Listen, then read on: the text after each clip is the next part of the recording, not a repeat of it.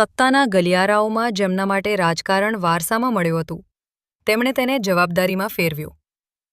અહીંથી અનુરાગ ઠાકુરની કહાની શરૂ થાય છે. ફેક્ટ 1.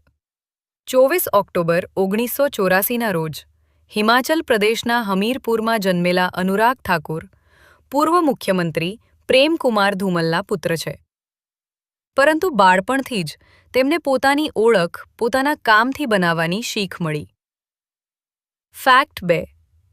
પ્રારંભિક શિક્ષણ હિમાચલમાં થયું અને આગળનું શિક્ષણ દિલ્હી યુનિવર્સિટીમાંથી લીધું, જ્યાં રાજકારણ સાથે સંગઠન અને વ્યવસ્થાપનની સમજ પણ વિકસતી ગઈ. ફેક્ટ 3. 25 વર્ષની ઉંમરે લોકસભા પહોંચ્યા.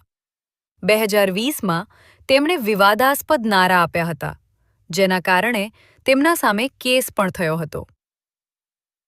ફેક્ટ 4. સાંસદ તરીકે તેમણે માહિતી અને પ્રસારણ, યુવા મામલા અને ખેલ તેમજ નાણાં રાજ્યમંત્રી જેવી જવાબદારીઓ નિભાવી, જ્યાં નીતિઓને જમીન સાથે જોડવાનો પ્રયત્ન રહ્યો. ફેક્ટ 5. BCCIના અધ્યક્ષ તરીકે ઘરેલું ક્રિકેટના માળખાને મજબૂત બનાવવું, પારદર્શિતા લાવવી અને યુવા ખેલાડીઓને તક આપવાની દિશામાં નિર્ણયો લેવામાં આવ્યા. રાજકારણ હોય કે રમત, તેમના સફરની ખાસિયત એ રહી કે વારસાને અવાજથી નહીં, પરંતુ પરિણામોથી આગળ વધાર્યા.